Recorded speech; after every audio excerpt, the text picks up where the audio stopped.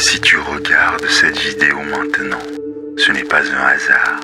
C'est que tu as atteint ce point précis, ce moment silencieux, intime et insupportable, où quelque chose en toi commence à hurler.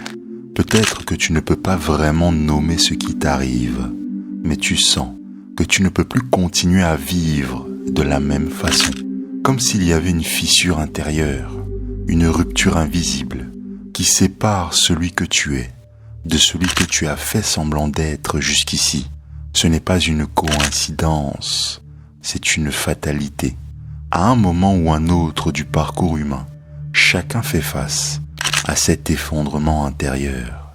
La plupart l'ignorent, anesthésiés par le confort de la routine ou paralysés par la peur du changement. Mais pour certains, comme toi, cet effondrement devient un appel, une impulsion impossible à faire taire. Carl Gustav Jung a décrit ce phénomène comme l'appel de l'individuation, un processus psychique où l'âme refuse de continuer à vivre sous les masques qu'elle a fabriqués pour plaire, pour survivre et pour s'intégrer.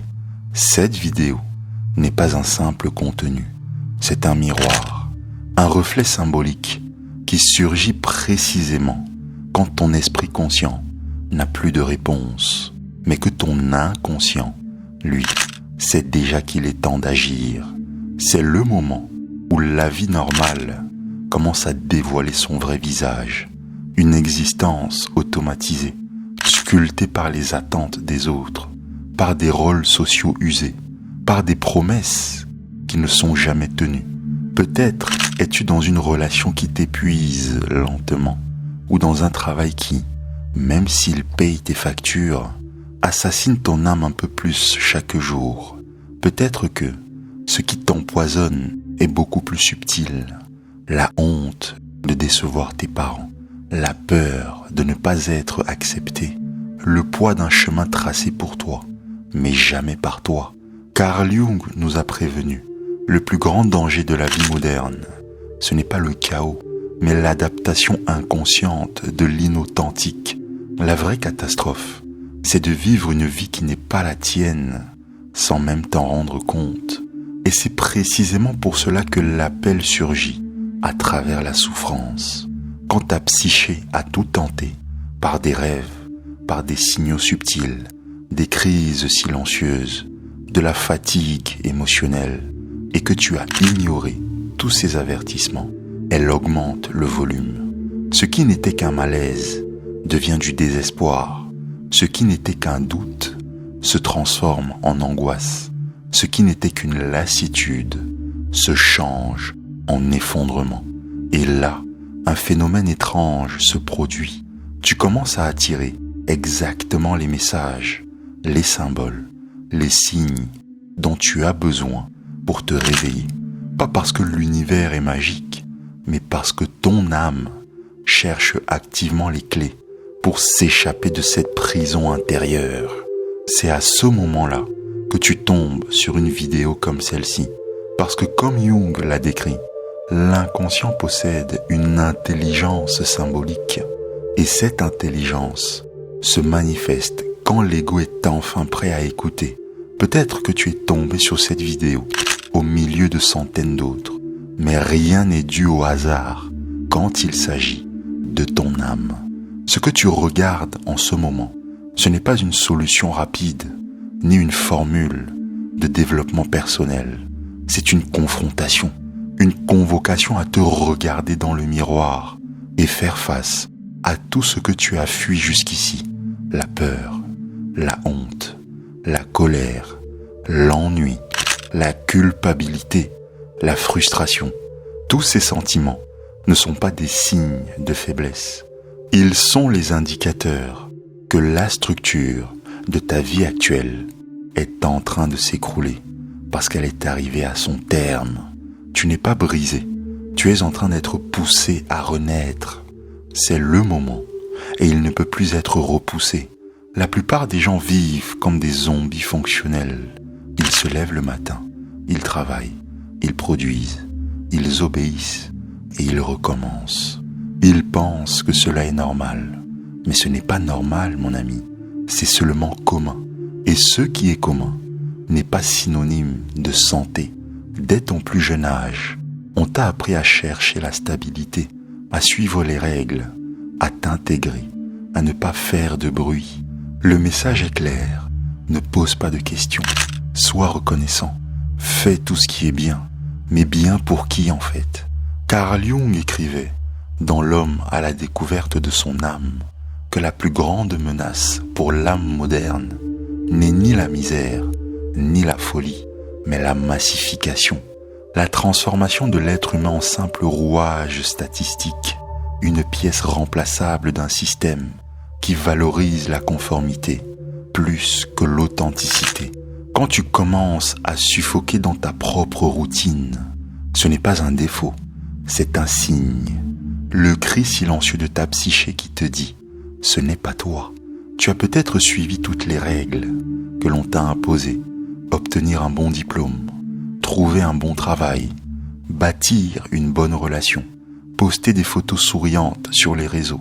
Et pourtant, tu ressens ce vide à l'intérieur de toi, comme si une partie de toi observait tout cela de l'extérieur. Ce sentiment de décalage, ce n'est pas une maladie, c'est la conscience qui essaye d'émerger. C'est ton inconscient qui t'envoie un message. La persona que tu as construite pour survivre ne suffit plus aujourd'hui pour vivre. La normalité que l'on t'a vendue est un piège sophistiqué. Elle t'offre de petites doses de plaisir en échange d'un peu de liberté. Tu gagnes de l'approbation sociale, un salaire stable, l'acceptation de ta famille. Mais le prix à payer est colossal. Tu sacrifies ta vérité, ta voix intérieure, ta spontanéité. Et au fil du temps, tu oublies qui tu es vraiment.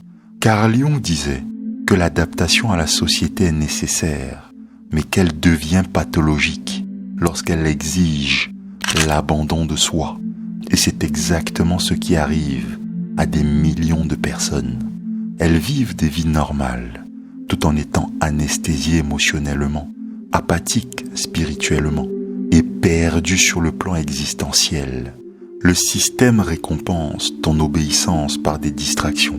Tu regardes Netflix, tu as de la nourriture livrée à ta porte, tu obtiens des likes et une illusion d'appartenance. Tout est fait pour que tu n'aies jamais à te poser cette question. Est-ce que je vis ou est-ce que je me contente d'exister? Tu la vois la nuance? Cette grande illusion crée un masque de sécurité, mais au fond, tu ressens déjà la fissure. Peut-être que tu essaies de la faire taire avec de la productivité, des divertissements ou des relations superficielles, mais aucune de ces distractions ne peut réduire au silence une âme qui est déjà en crise. Et quand tu commences à te questionner, le monde te répète que le problème, c'est toi, que ce n'est qu'un peu d'anxiété, juste du stress, qu'il te suffit de prendre des vacances.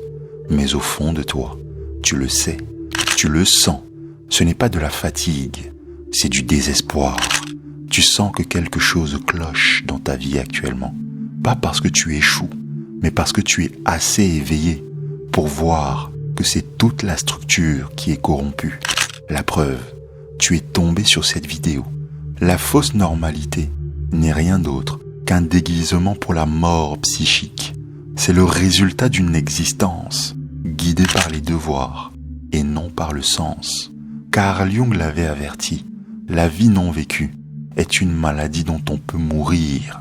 Et c'est exactement ce que nous voyons partout. Des gens qui meurent lentement, jour après jour, prisonniers d'un scénario qu'ils n'ont jamais écrit eux-mêmes.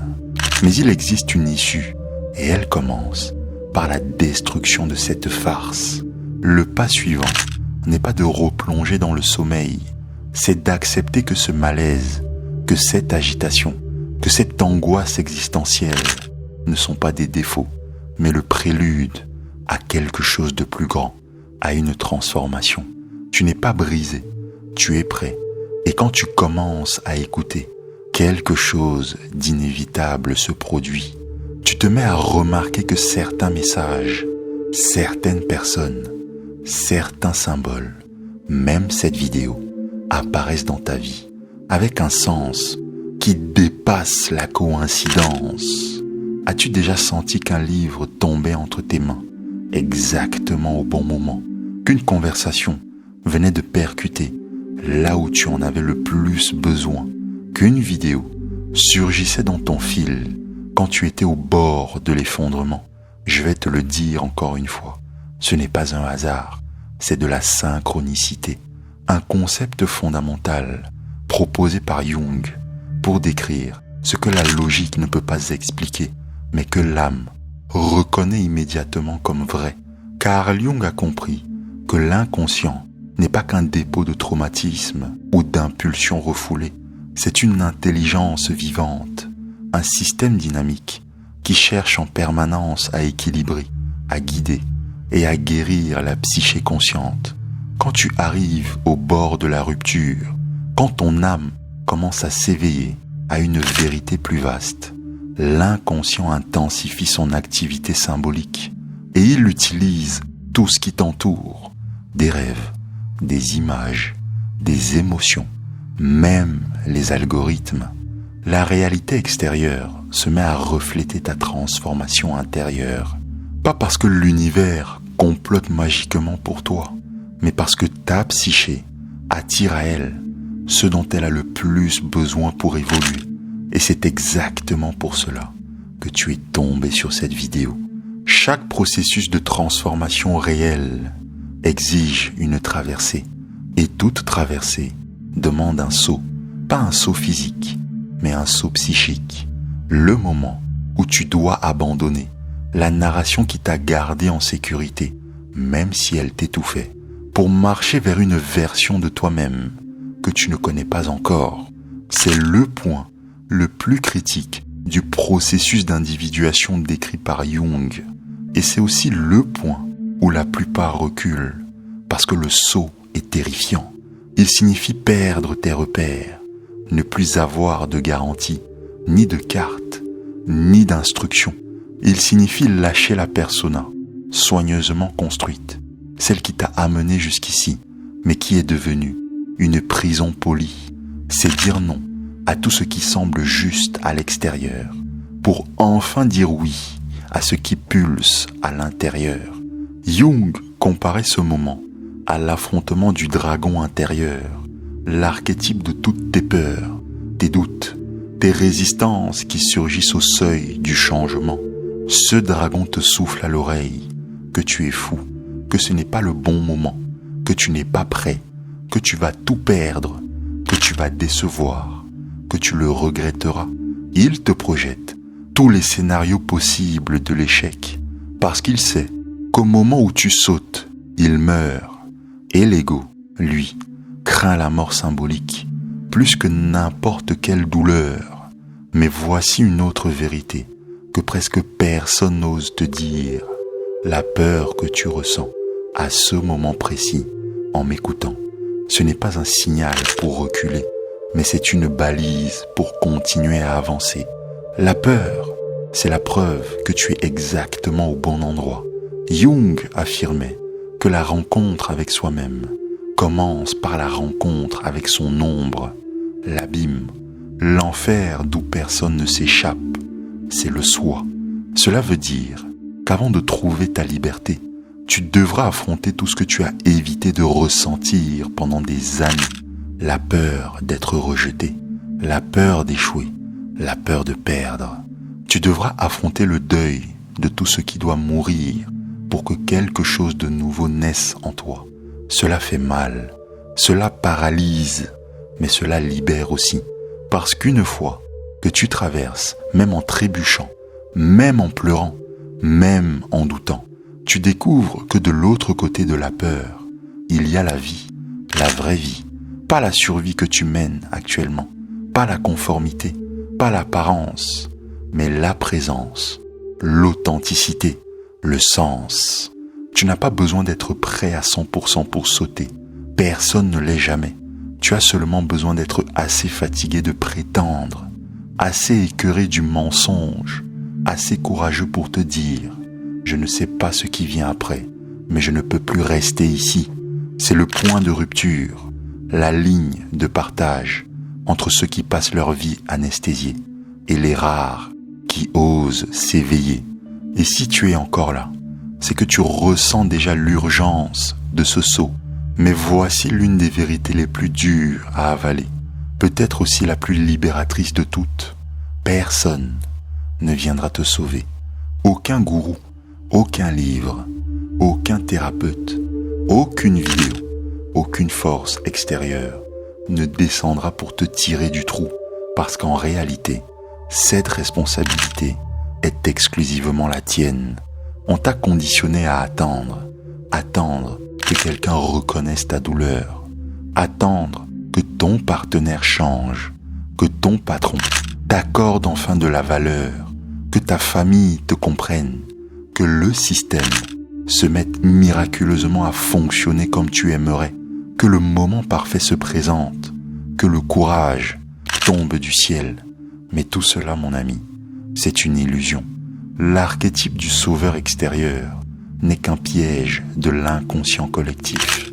La voix de l'enfant blessé qui attend encore protection, réconfort, direction. Mais tu n'es plus cet enfant, tu es l'adulte. Et l'adulte, aussi douloureux que cela puisse être, doit prendre en charge son propre chemin. Jung l'a dit clairement, l'individuation, ce processus qui consiste à devenir qui tu es, ne peut être vécu par précaution. Personne ne peut arpenter ce chemin à ta place, parce que ce chemin est à l'intérieur de toi. Il est radicalement individuel. Chaque pas doit être le tien, chaque choix, chaque chute, chaque renaissance. La responsabilité radicale ne signifie pas que tu es coupable de tout ce qui t'est arrivé. Cela signifie que, désormais, tu es responsable de ne pas rester là où tu es. Même si la douleur a été causée par d'autres, la guérison dépend de toi. Et il faut comprendre une chose, le système profite de ta passivité. Il te veut dépendant, il te veut obéissant, il te veut anesthésié, en attente de solutions toutes faites. Mais tu as attendu assez longtemps, assez. C'est maintenant le moment de briser cette dépendance émotionnelle, spirituelle et existentielle. Personne ne frappera à ta porte pour te libérer. Il n'y aura pas de signe clair, pas de permission, pas de manuel.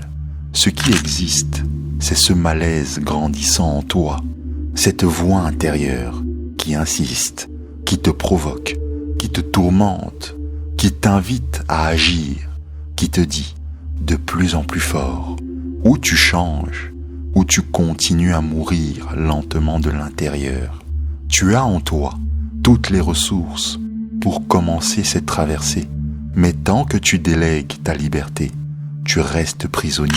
Tant que tu attends l'autorisation de quitter ce job qui te rend malheureux, de mettre fin à cette relation dans laquelle tu n'es pas épanoui, de recommencer, tu continueras à vivre la vie des autres, pas la tienne, et ton ego te répétera que c'est impossible, que c'est dangereux, que tu n'es pas prêt. Mais l'ego est lâche, il veut juste survivre. Ton âme, elle veut vivre, prendre la responsabilité de ta vie. C'est le début de la vraie maturité. C'est le moment où tu arrêtes de te victimiser pour commencer à te reconstruire en silence, sans public, sans garantie, mais avec dignité. Et alors se pose l'inévitable question. Qu'y a-t-il de l'autre côté de cette peur? Qu'existe-t-il après l'acceptation du fait que tu es seul et que le saut dépend uniquement de toi? La réponse, Jung nous l'a donnée. La vie réelle, celle que tu es venu vivre, mais que tu repousses depuis trop longtemps. Il y a une ligne invisible qui sépare la vie que tu vis de la vie qui t'appartient vraiment. Cette ligne n'est pas faite d'obstacles extérieurs, ni d'argent, ni d'opinion. Elle est faite de peur, la peur de changer, la peur de décevoir, la peur d'échouer, la peur de quitter la caverne de la normalité pour marcher seul dans l'inconnu. Mais c'est de l'autre côté de cette peur que commence ta vraie vie. Jung nous enseigne que la peur n'est pas un ennemi, c'est une gardienne de portail. À chaque fois que tu trembles à l'idée de changer, de te libérer, de prendre un risque, c'est parce que tu touches à quelque chose de sacré, ton vrai toi, la persona que tu as construite, polie, fonctionnelle, souriante. Elle t'a protégé jusqu'ici, mais aujourd'hui, elle est devenue ta prison. Et la clé pour en sortir se trouve exactement là où tu refuses de regarder, dans la peur, dans la douleur, dans l'angoisse, dans le vide que tu tentes de combler par des distractions et des addictions. Tout cela, c'est ton âme qui te pousse vers la vie qui t'appartient. Et tu le sais parce que tu l'as ressenti tout au long de cette vidéo. Parce que même sans pouvoir l'expliquer, une part de toi reconnaît que ces mots sont pour toi, pas pour quelqu'un d'autre, pour toi. La question n'est plus de savoir si tu es prêt, tu ne le seras jamais totalement. La vraie question est la suivante. Continueras-tu à t'accrocher à une vie qui t'empoisonne ou affronteras-tu la peur pour enfin commencer à vivre? Il n'y aura pas de sauveur, il n'y aura pas de signe plus clair, il n'y aura pas de manuel, mais il y aura un choix. Et ce choix, il est devant toi, maintenant. Alors laisse une marque, une petite phrase, une déclaration symbolique, écrit dans les commentaires. Je choisis de traverser. Ne le fais pas pour moi, fais-le pour toi. Parce que nommer, c'est invoquer. Parce qu'écrire, c'est sceller. Et cela pourrait bien être la première décision constante de la nouvelle vie qui t'attend. Et si cette vidéo t'a trouvé au moment où tu en avais le plus besoin, comme je crois que c'est le cas, ne t'arrête pas ici. Tu as déjà entamé ton chemin vers la guérison. Ne t'arrête pas maintenant, parce que c'est ici que l'on entre dans la partie la plus perturbante de cette vidéo. Jusqu'ici, tu as vu que ta souffrance n'était pas une défaite, mais un signal. Tu as compris que personne ne viendra jamais te sauver et que la responsabilité est désormais entre tes mains. Tu as pris conscience que la peur n'était pas ton ennemi, mais le portail secret vers ta vraie vie.